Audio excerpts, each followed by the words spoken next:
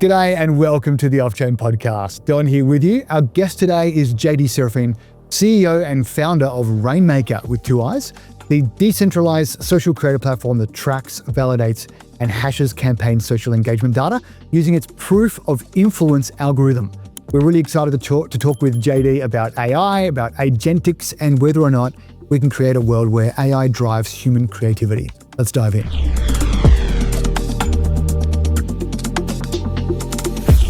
What's your origin story, maybe? And what inspired you to make the jump from working as a creator, producer, and then diving into the world of AI? Yeah, so I spent most of my career in media and entertainment, 20 plus years now. Still own a media company, so producing, financing film, TV, scripted, unscripted.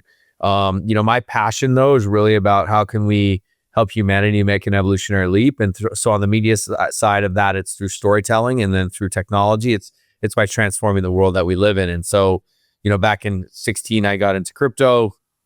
17 and 18, we founded Raiinmaker, and again focused on the original problem, or I guess thesis was, how do we look at the value that each human is generating in the world and our peer-to-peer interactions and the data of those interactions? How do we look at that value and how we distribute more of it back to the individual human? And that has evolved now over time to really be centering around not just humans and data, but the data that's being used to train and run AI models. And so that's where Raiinmaker as a company is, very much at the forefront of looking at human and AI powered network that's plugging in, that new capability to do value distribution around the data that humans are contributing to train AI. Yeah, man, I mean, it sounds very different to making film, TV, that kind of, creative. I mean, I guess there's still a lot of creativity involved, obviously, but what was it about maybe even blockchain or crypto back in 2016 that caught your attention? Well, what's weird is right when I got into this space, I immediately felt like this is my tribe. I don't know why. It's hard, like even more than I ever felt in entertainment. And I think maybe because when I came in and the culture's changed in crypto a lot, especially in recent times. But I think like back then, it was like most of us were still excited about like the prospect of changing the world and looking at one of the core things that does govern how this planet runs, which is the monetary system, and saying, can we, blockchain at its core, the thing that gets me the most excited about it is it has a potential rather to change how value is created and how it's distributed. And we start to look at all this informal value that's out in the world. And actually the first spaces we were exploring were even kind of pre-Raiinmaker and even early days of Raiinmaker were around, how do we understand fans as it relates to media and film and TV? How do we understand the value they're creating right out in the digital world? So that's something I'm still very personally passionate about and excited about. I think as like an entrepreneur, there were so many of the skill sets that I developed in my career that actually did translate very well into being a tech founder, an entrepreneur, and especially in like crypto and AI, because every movie is like a startup. Every single one of especially when you're in the independent side, which I spent most of my career on. So it's like every single time you're standing up it's like standing up a new startup. You're raising the capital, you're building the team, you produce the content or the film or TV project, which is like the product, and then you bring it to market. So I think I actually, was really, I had a lot of preparation in my earlier career experience in the media and entertainment world. There's certain things that you definitely learn that are unique when you step into, especially like things like blockchain and crypto and AI, which are all like, these edge technologies or, that are moving really, really fast. But I think there's a lot that translated over in terms of skills. And I think honestly, man, for me, the North Star has never changed. Like my passion around, helping humanity make this evolutionary leap that I see as possible, especially with these technologies' ability to do things that, would have been impossible 20 years ago, 30 years ago. For sure.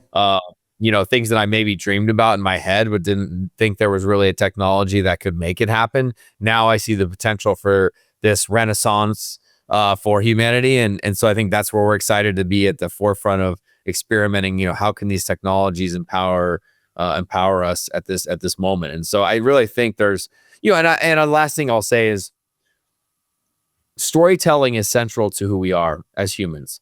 We experience life through stories that we're telling ourselves all the time, whether we realize it or not. Like every single human right now is either telling an empowering story or a disempowering story in each moment. And so how do we think, so on the media side, that's something that got me going. But then now we start to think about with AI, it's kind of cool because it really can shift the story, the individual and collective human story in a way that we haven't seen, I think, in maybe even thousands of years.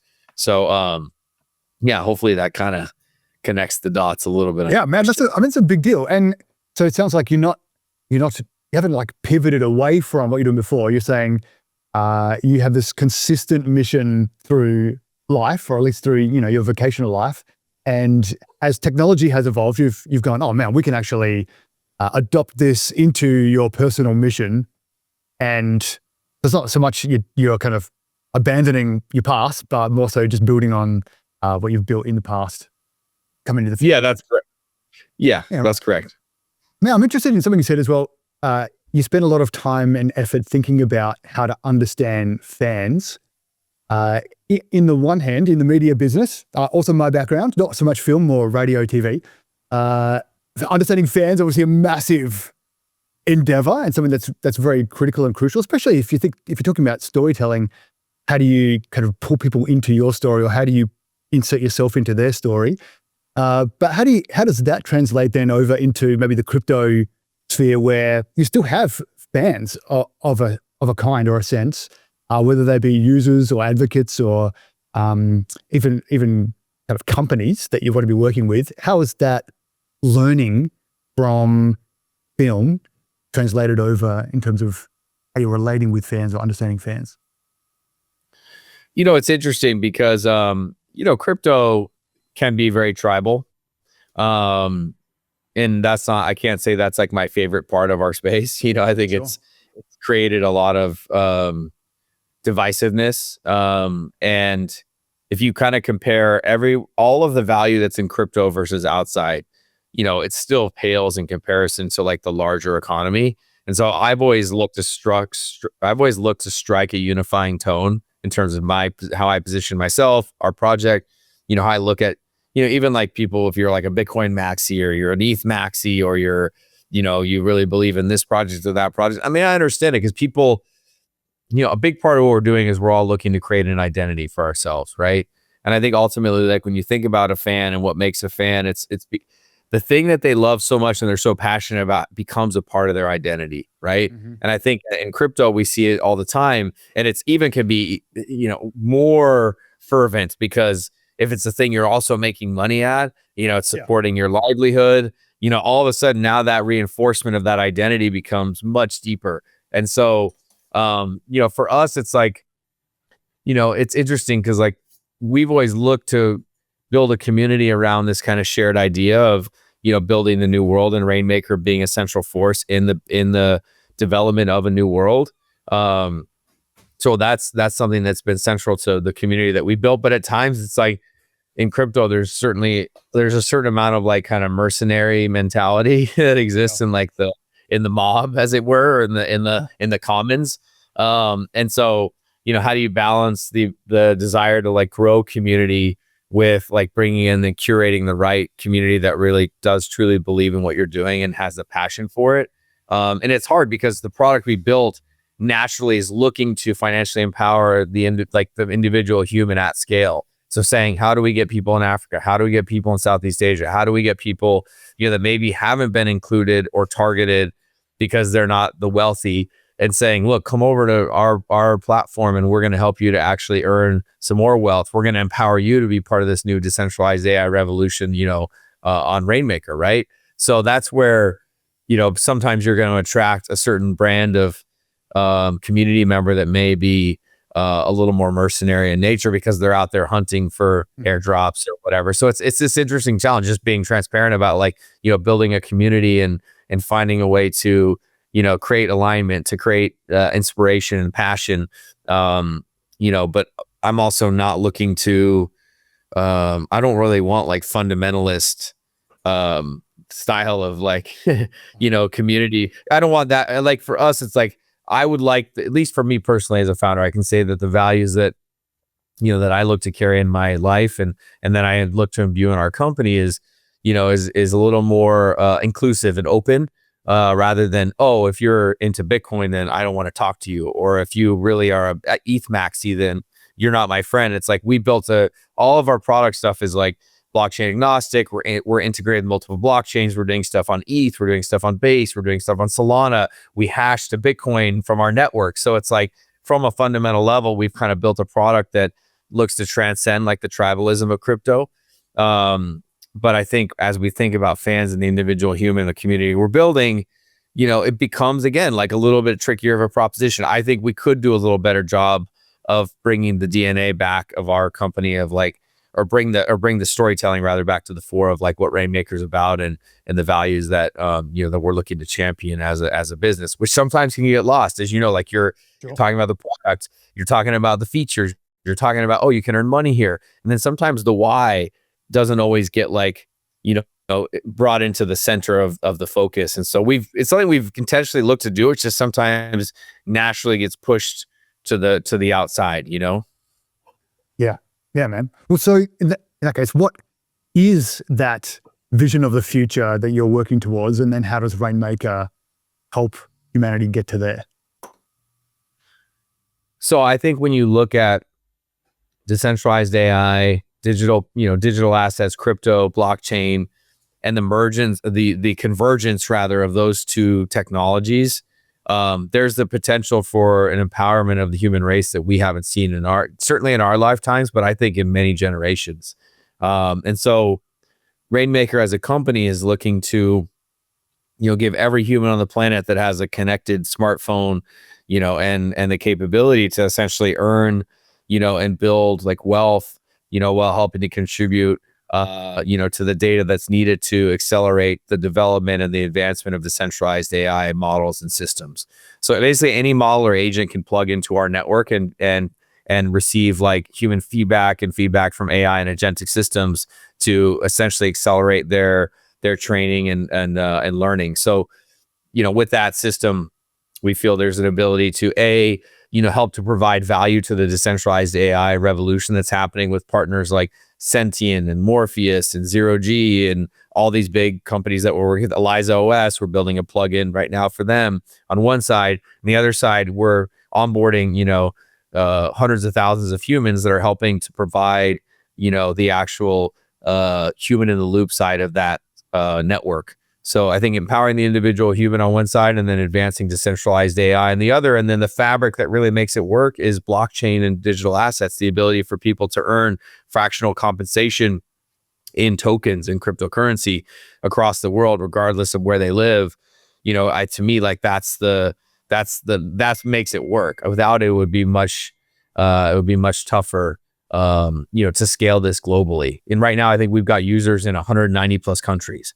So to think about like, have a user base that, 400,000 plus users in 190 plus countries, that would have been very difficult to scale without, a system that allows us to distribute currency without friction, which crypto and blockchain give us those rails. So I think the vision of the future, like big picture is, evolutionary leap for humanity, a renaissance moment with these technologies converging. Raiinmaker's specific place in that, again, is looking at the data validation, the human in the loop feedback that can be provided, and then using AI and agentic systems in conjunction with that to accelerate, the decentralized AI revolution. If you look at OpenAI, you look at everything they've been able to do with their models. They've been using companies like Scale AI and others, which are essentially running like, I don't want to say it's slave labor, but it's like more traditional, more extractive models of how they're scaling the labor that's necessary, the human capital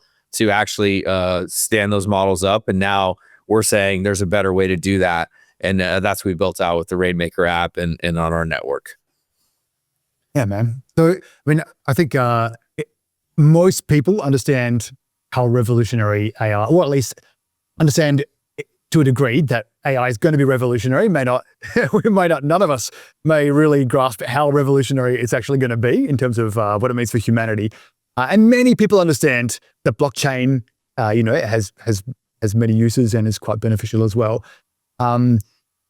what do you think are the disadvantages of centralized AI versus decentralized AI? Some of the things that what are things that benefit from a centralized AI, and maybe how are you considering those kinds of things as you're building decentralized AI?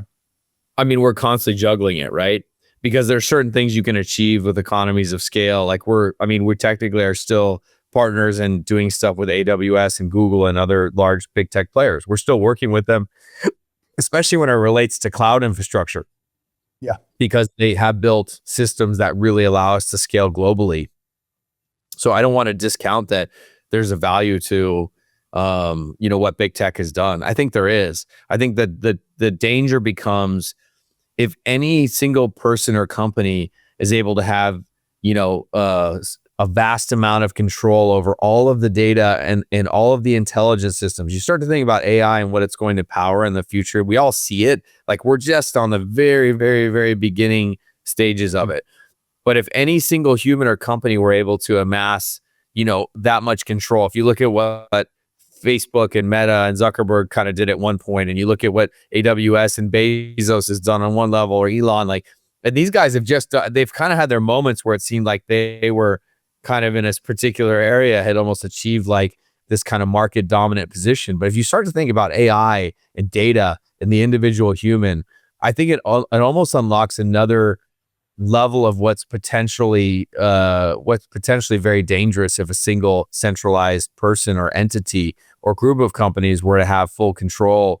I think that could lead to some pretty dark outcomes in the future. So I think that's where having some distribution around infrastructure, data ownership, data privacy for the individual human. There's a lot of values, and we start to think about where do we start to look at where do we go more down a decentralized road versus a centralized road? And I think there's kind of a happy medium. There's things that work really well about economies of scale and efficiency and, again, achieving global scale.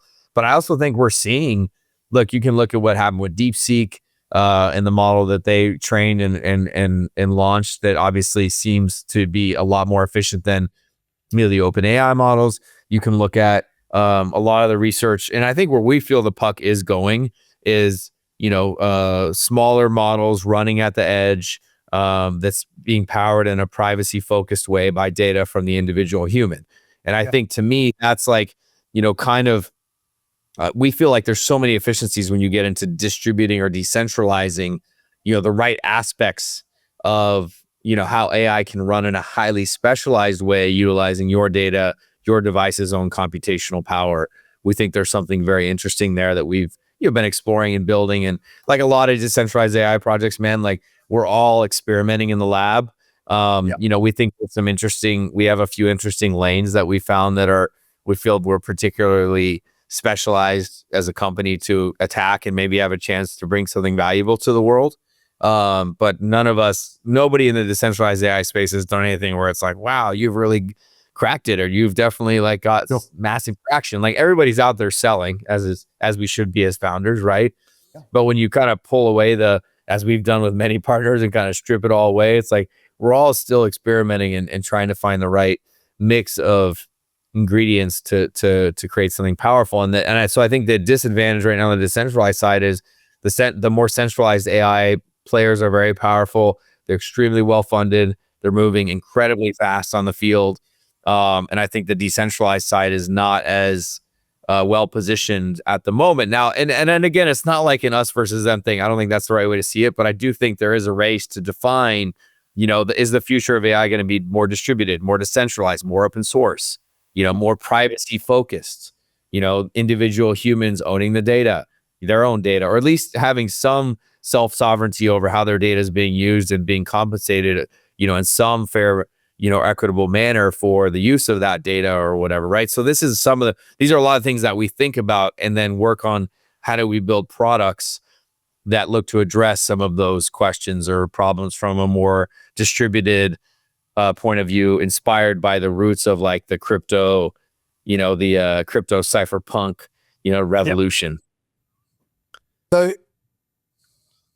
in that case, is it a situation where, you can't fight the incumbents? They're too too big, too powerful, too well funded, too well staffed. And it's more a factor of, well, how do we build? Is it a factor of building an alternative, or is it a factor of building around the edges in unserviced or underserviced areas?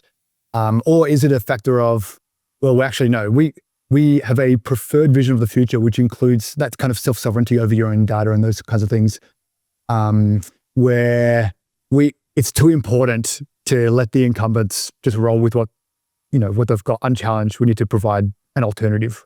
What are you thinking in that kind of zone? Is it they're doing really good things over there, we're going to do something else? Or is it they're building something that we think is not going to be, not servicing humanity in a way that we think is going to be ultimately good for the individual or for humans? Therefore, we need to build something different. Well, I mean, I think right now it's about some sort of hybrid approach, just to be practical, right? Like I said, we're still have some stuff on AWS and Google infrastructure, because even at an early stage, that's something that there's support with. But we're working with decentralized partners to say which aspects can we use decentralized data storage, which aspects could we use more decentralized alternatives for the infrastructure that we're building our product on, right? So I think there's a hybrid approach to a degree, but I think at some point you kind of hit these forks in the road where you have to make decisions about, okay, I'm going to actually, for the long term, I'm going to build over here, over there. I think that not every centralized big tech partner is the same, right?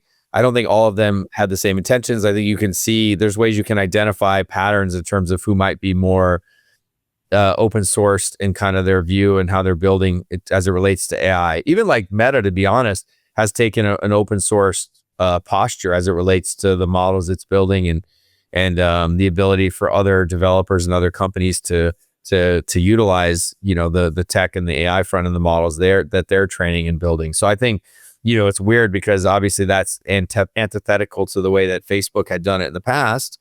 But interestingly enough, maybe that shows that Zuckerberg and those guys see that for humanity to be better for them to go this direction. Also for adoption, there's kind of, if you look at the data, like usually open source wins as it relates to the ability for many developers to kind of integrate, build with, scale those things globally. OpenAI's posture was more open source, it feels like, before, and it seems like it's heading in another direction now, probably because of large amounts of funding and all the other stuff that goes into what drives those decisions as a business. So I think part of it as entrepreneurs and as companies in the more decentralized side, we have to use discernment and look at who we're partnering with. What is the technologies we're integrating into our systems? What are we building on top of? And for us, we're kind of we're integrating to a lot of different places. I mean, even on the decentralized AI side, we're integrating right now to, like I said, Sentient. We're looking to do some stuff with Morpheus. We haven't built it out yet, but we're talking to that team. There's a bunch of integrations on the DAI front. On the blockchain front, we're integrated multiple blockchains. We're also leveraging some legacy, cloud infrastructure where we need to, because we want stuff that's reliable and scales for our product and for our community, right? Yep. So that's part of the dance you do when you're building products is like finding the right way to, to be efficient and not. I try to, as much as possible, not be dogmatic about it. And I feel like that's been one of the things that I feel like has hurt our industry and our movement is, people will be decentralized for the sake of decentralizing from a dogmatic standpoint, not because it's practical. And if you look at our network and, what's interesting about the architecture, which I don't think people have really had a chance to explore because there's so many projects launching in 8,000 directions and protocols and L1s and L2s and this and that. But our blockchain infrastructure that we built, one of the more, I think, kind of interesting and maybe novel things we've done is that the core of the network has what's called a user action layer. So basically there's a key pair that lives on the mobile device or on the desktop device or laptop device. And every single action that a user takes is being signed on chain with their own key pair. It's extremely decentralized. So the first proof of data that's being written on chain is being written by your device, your own keys. Now, cool. And those keys are not being spun up in a wallet where you're managing a seed phrase, because again, that would literally take a lot of that would put all that friction that's kept people from coming in. It would again put that in front of them. And so we've abstracted that piece away from the user so that they don't have to manage. Because again, this isn't about like, there's no cryptocurrency tied to this key pair. It's more about their data, their behavior data, their identity data. Again, coming back to what I said in the beginning around the protocol we built, their identity and reputation tied with their behavior/data, and that plugged into AI-powered smart contracts that run it in the middle of our network we call the enterprise application layer. So it's, again, a federated hybrid blockchain. It's meant to be scalable, very modular, not EVM, but we are interoperable with EVM chains. But again, its purpose is more scalable applications of blockchain infrastructure for humans, AI, and data. I'm just thinking about how people, so you mentioned on-chain reputation, and every action is signed on-chain. That can be incredibly powerful if you have a good reputation, or incredibly powerful if you're a good actor. I'm wondering about. So I grew up in a time when there was no social media, right? And so a lot of the kind of maybe foolish stuff I did in my teenage years and maybe early young adult years, there's no record of that anywhere other than in the memory of, people that I was very close to at the time, hopefully, Lord willing. However, for kids growing up today, much of what they have done or said is actually, it's mediated or it's recorded online.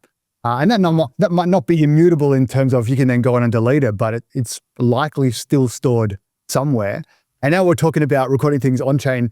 I'm wondering, for on-chain reputation, man, that can be so incredibly powerful and useful in terms of if I want a business transaction, or can I trust, a person or a user or something like this, or even an agent maybe, or a company, I can actually see, I could quantify their reputation on-chain. Maybe if we start there, actually, let's talk about some of the benefits of having on-chain reputation, and then maybe we'll look at. I don't know. I just wonder if the dangers of it. Change. Well, I mean, that after.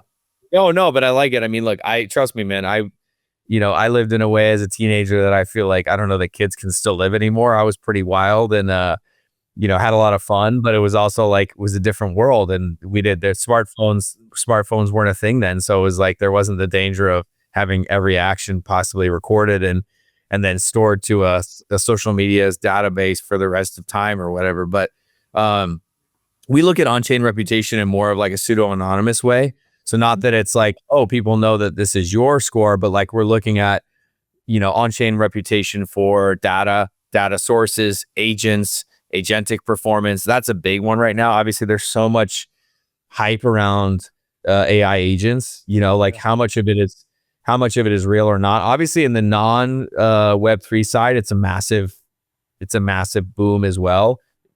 Arguably much larger. There's a lot of interesting things happening in the crypto space with it too. Like I said, Eliza OS, we're building out something with them right now, and a partnership and integration there.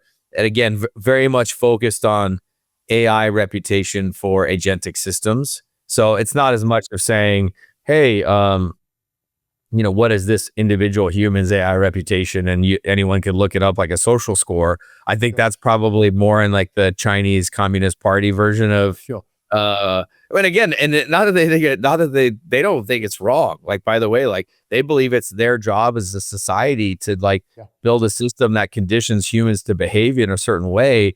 They believe that will create a better society. And look, in some aspects of what they're saying, it could be right. Now, I personally don't vibe with that. That's not what I want for myself or for the country that I'm living in, but that's what they believe is right. So I think for us, we're more focused on that privacy preserving, the rights and empowerment of the individual human, more of that liberalist, like political philosophical view that's underpinning, when we're making decisions about, how this is expressed as a technology.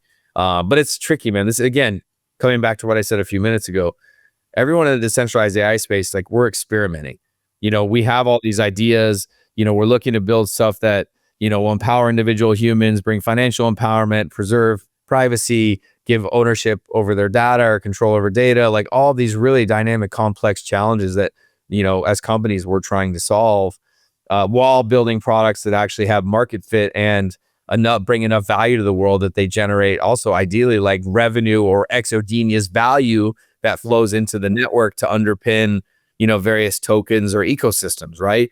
And when you start doing the math and all that and the gymnastics it takes from like a product standpoint to get to that place, it can be quite daunting, right? If I'm being honest. And I think we've got some good ideas that we feel have a chance to come and bring real value to the world and scale. But that being said, we're not out of the woods. And I would say almost none of the decentralized AI companies are really fully out of the woods. Some are like better at marketing and they raised a ton of money and they have the sexy logos on their website. But that doesn't mean they're out of the woods in terms of actually bringing a product to market that has real value and is bringing real value to the world. And if any of their founders were on here with you and being honest, they would tell you that. Now, they might tell you where they think there is value, and they could be right in that. Whether or not that's proven out by their performance, time will tell. Yeah, man. What do you think are some of most of our viewers and listeners, they're very much in the tech realm, but some are more in the finance realm or in the startup realm, and might not really understand really the potential of agents, AI agents. Can you maybe speak to what are some of the things that you're most excited about when it comes to just thinking about agents generally? And then we'll maybe talk more specifically about what you're building. I mean, not that I've seen this fully implemented yet, or that I'm even using this myself personally yet. But what I personally get excited for is like a future where there can be, the equivalent of like Siri, but like on steroids, where everything that you look to do in your daily life is essentially like you have your own agentic AI powered system that is able to do all those things on your behalf. We realize that you're probably out of eggs and you should order eggs, or you have a meeting in Denver in 2 weeks. You need to book your plane ticket, or I don't know, just all the stuff that like the simplest way to think about it, at least for me, is I have a Tesla. And if you've used the self-driving mode in Tesla and done a road trip from like LA to San Francisco or whatever, what you'll find is that if you use the self-drive for most or all of the trip, your mind is a lot more rested when you get there. It's a lot less mentally tiring when you do that. And why is that? Because when you're driving, your brain is literally processing all this data all the time to basically be looking around the road. And if you're using Tesla system, which uses the cameras and the algorithms that it's been trained with, it's doing that thinking for you.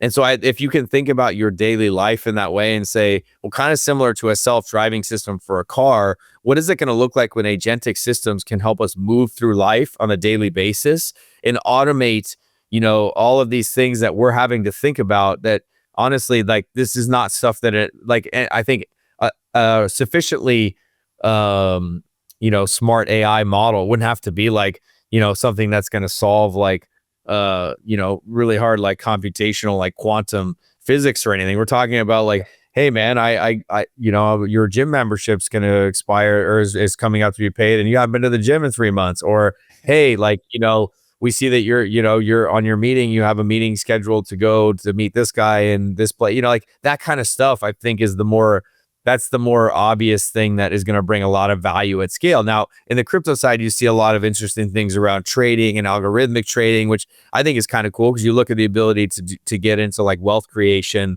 and like, what would it look like if every human had the ability to like grow wealth, just like as good as like the most powerful like crypto traders who have maybe made like fortunes in the last few years. I mean, that's kind of a cool thing that I see people iterating with. I think most of the stuff in the blockchain kind of Web3 crypto world around agents, it seems like there's some financial component that makes the most sense, because otherwise you start getting into the more conventional use cases. I feel like there's teams that are a little more advanced outside of the decentralized space that are bringing those products to market around agents, agentic systems. But I think I'm excited for just the day when a lot of the stuff that I maybe am processing personally that I'm thinking about, I won't need to think about anymore because, it's stuff that I don't want to think about. I'd rather be thinking about, complex things like what's the meaning of life, or, thinking about my children, or thinking about, being creative. Like I'd rather, like, this is the thing, there's all this human potential that I believe can be unlocked.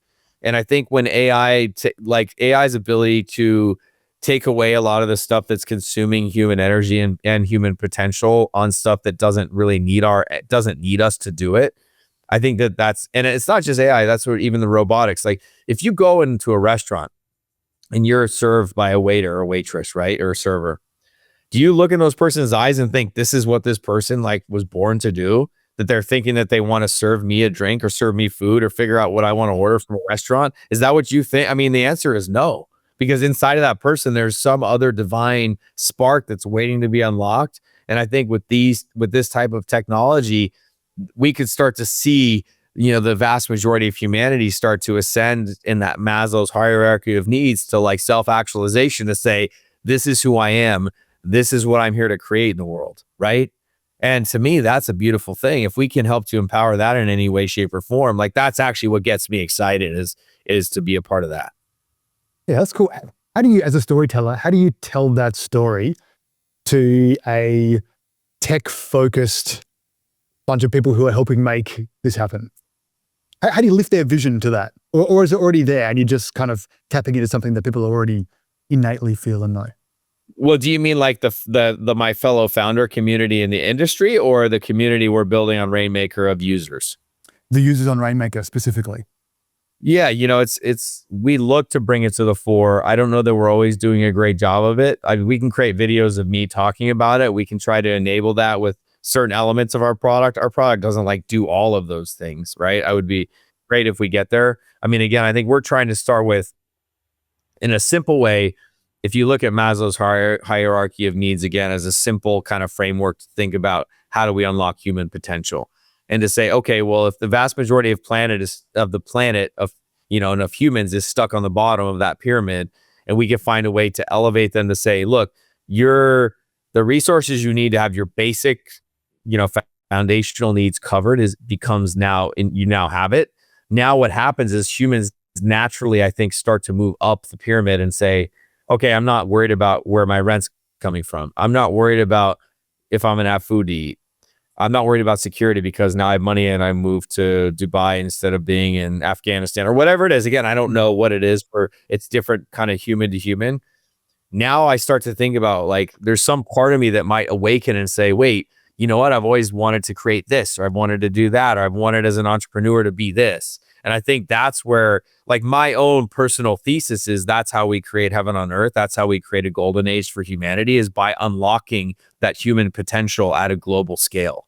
And so I think for us, like, if we can just play some role in helping to generate the resources in a system that allows as many humans as possible to get off the bottom of that pyramid and to find their own purpose, then I would have, I'll leave my body at some point a happy man that I did my small part, Yeah, sure. How do you, like, I think back to your Tesla example. Whenever I drive I also have a Tesla. Whenever I engage,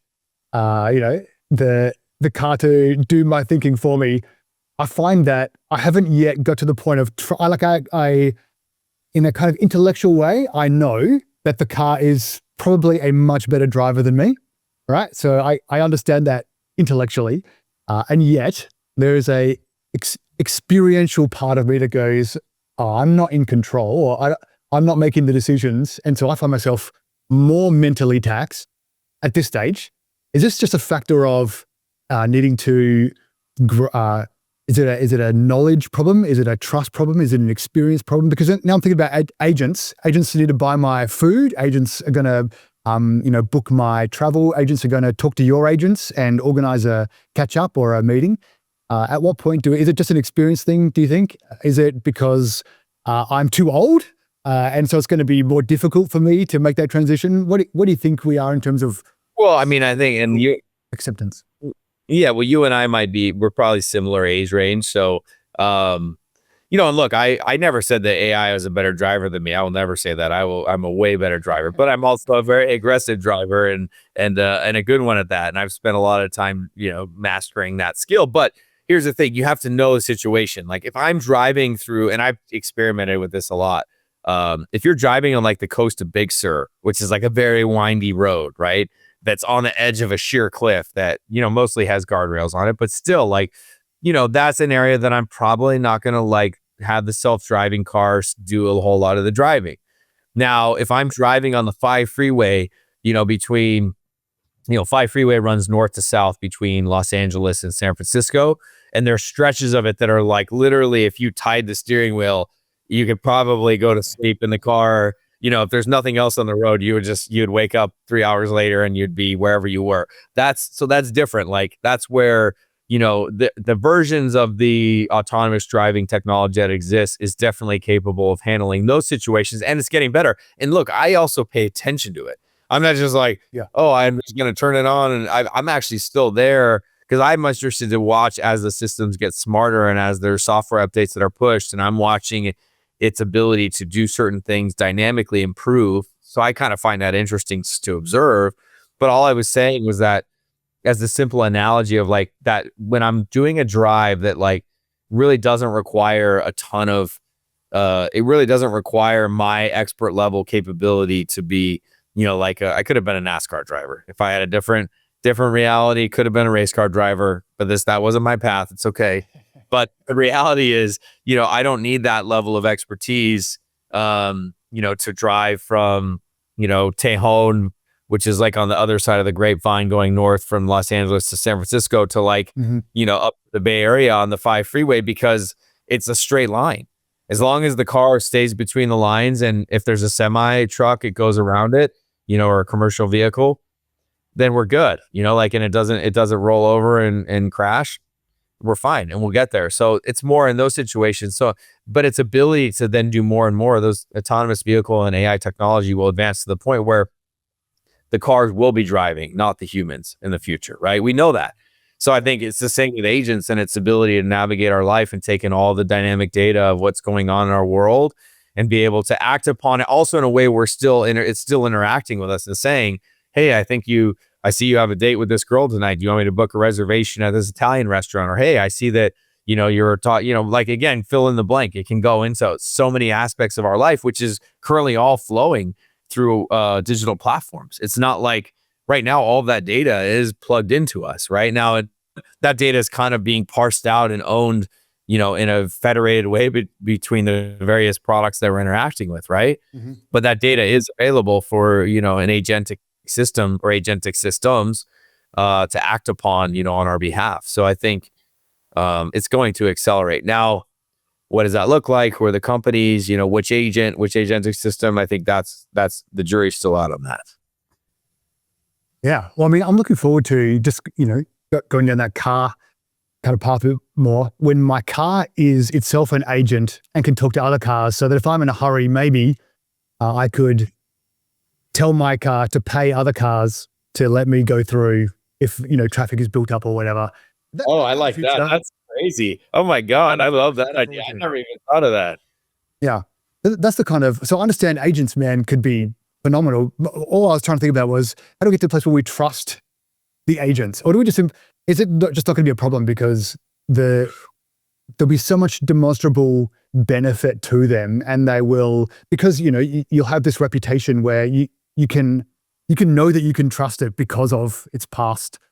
Well, that's what on-chain AI reputation, the purpose for it, or the interesting part of it is that, not that it knows that your individual, you as a human, but it's rather to say your agent can trust to interact with other agentic systems based on a reputation-based score that would say, okay, we know this agent is not like basically trying to scam my crypto when it says, oh yeah, we'll let you through on the freeway because you're in a hurry, and then you pay it and then the car doesn't move, and it's like, oh yeah, I just ripped you off, right? Yeah. So I think there is a world we're heading into, as you said, where agent to agent interaction is going to be more and more of a thing.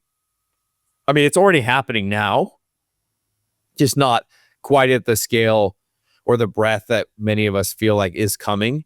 And there really is to my knowledge, there is no reputation-based system that exists that everybody has kind of agreed, like, okay, we could use this framework or this this system or this standard to now rate, agents and make sure that there's some safety around, hey, I know my agent can interact with this agent.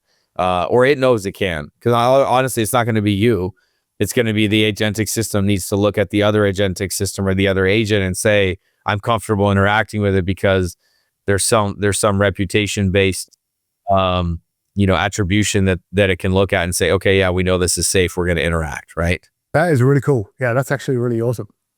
And are you waiting the reputation? Yeah, no, we don't get into the details. That sounds really awesome. Well, you can go deeper if you want. It's up to you. Well, I was just wondering then, if I am interacting with an agent that has a very good reputation, or if my agent's interacting with an agent that has a really good reputation, will that agent that has a really good reputation then rating my agent, will that be weighted heavier because they're the score, the reputation score of the agent giving the score is also higher? Does that make sense? So you can trust that their reputation, because their reputation is good, you can trust that the scores they will give, or that if they think another agent is reputable, is weighted more heavily than a first-time agent. Yes. Yeah. And right now we're utilizing even humans that have these AI reputation scores that are actually the ones that are doing some of the rating of like agentic performance and output. So like our system is actually using a consensus-based mechanism that says, hey, an agentic system is plugged into RainAI, like our data validation agentic reputation system, runs the data through that loop. And then a combination of AI and human intelligence is used to say, okay, here's the AI reputation score of this agentic system. So that's the current early version we're working on. But again, man, this is where I said to you earlier, we're certainly experimenting in terms of what that should be and what in its current incarnation and what it will be in the future. Yeah, man, that sounds cool. That actually sounds really cool. You mentioned earlier about privacy. How possibly,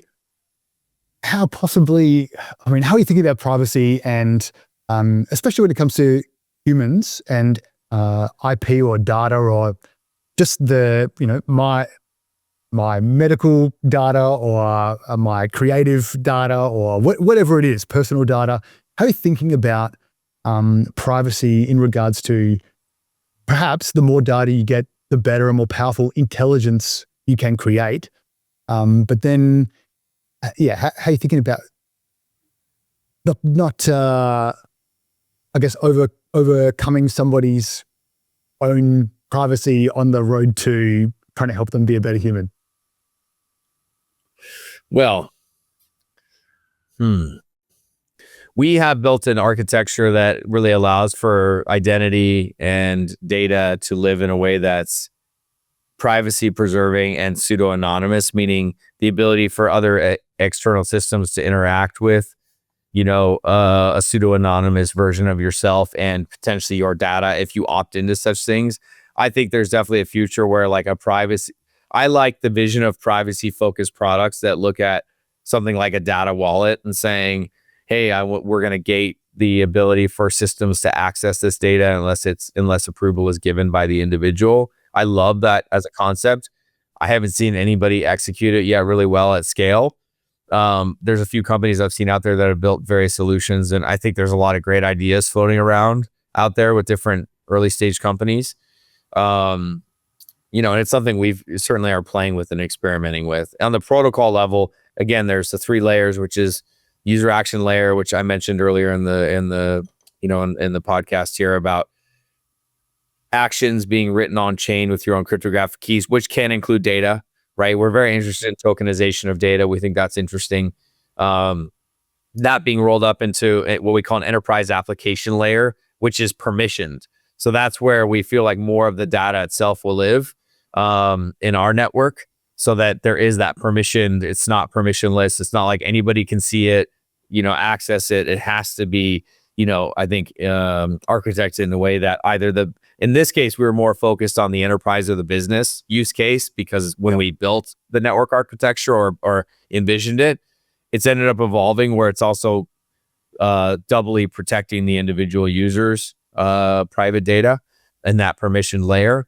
And then it rolls up from there into what we call the network validator layer. So basically where people are running validators that are signing the final verification of data on chain that then is hashed onto Bitcoin, ETH, Solana, or Base right now.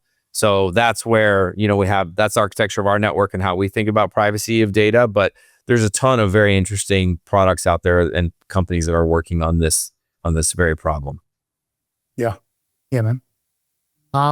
Maybe lastly, being someone who is a very creative person, storyteller, but not just that. Actually, having created IP in the past, how do you think? Like, is that whole endeavor? I mean, what are the fears that I hear, at least, about AI? Not that I'm particularly concerned about this, but that it's going to make storytelling dead. People are going to be able to just log into their own bespoke LLM or AI that knows them very well, and they say, "Tell me a story about this," and there's going to be their favorite story or something personalized, bespoke to them. Are you worried that creativity is going to be, I guess the promise back in the 50s of technology was your life's going to be easier. Robots are going to do the washing and the cleaning and the mundane chores, and you're going to be freed up to do more creativity. But more and more, it seems that actually the robots are doing more and more of the creativity, and we are just more efficient at doing the mundane chores. How do you look at the future in terms of, especially storytelling, creativity, media, art, music, film, etc., with regard to AI? Is this a worrying thing? Is it just going to, like coders, is it just going to make them much better, or is it not going to be a problem at all? I mean, I think this has the potential to go either way. I think it has the potential to unlock a creative explosion.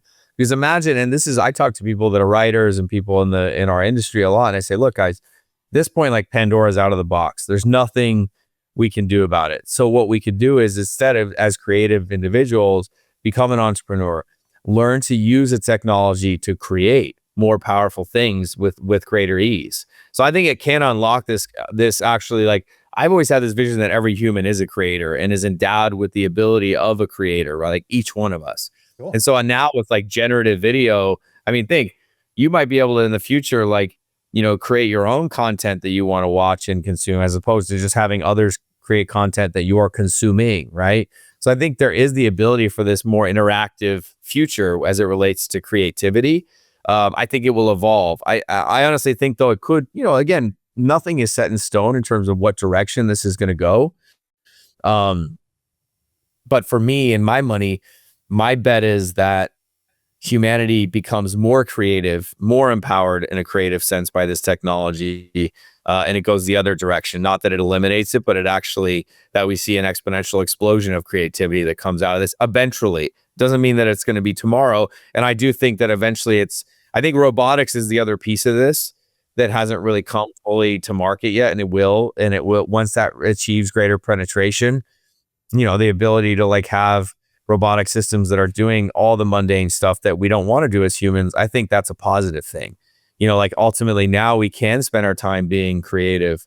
So I think that's, and again, I know that's kind of like a more utopian view of how the technology will evolve and where it will go. But I think humans have a choice. Like, I don't think this is like a fixed static thing. I think there could be versions of this revolution that takes us into a very dystopian future or into a more utopian future. And it'll probably be federated in a mix and somewhere in the middle.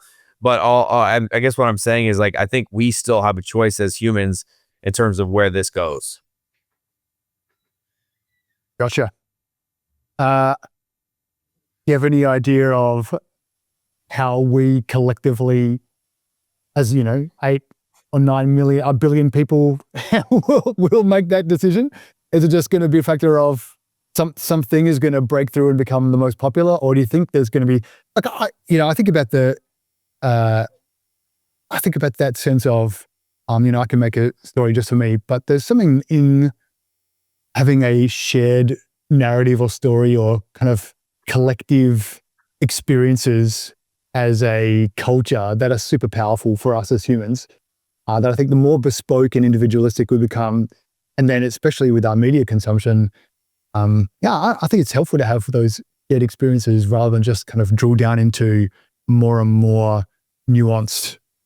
As fun as that can be, I think we need those shared things as well. So I guess my question is, there's champions like you who are championing this preferred future, this more utopian direction. Who's going to decide, you think? You say we have a choice. Is this just going to be 8 billion people individually making that same choice because we will instinctively understand this is a better way forward? I'm not sure we've had that for anything else. I can't think of any other thing that we've Well, I mean, look, it's the things that have tended to get like the most penetration from like just a pure numbers perspective. Like if you look at Facebook, it's probably one of the most pronounced example of like a product that was built and brought to a global market that achieved like a certain level of global saturation because the experience it delivered as a product was it essentially was more advanced and it was a better product at that time for that market than anything else, right? So I think we have to think in a similar way probably and look at that as like a guide. And those of us that are entrepreneurs that are, building technology that are looking at these various challenges and saying, okay, how do we weave together and build a product and bring it to market that it has the potential to achieve like, massive like global penetration in a way that, so I think it's like, again, it's hard because I think most humans are not sitting around thinking about like, how do I preserve my data privacy? It's not like, Sure.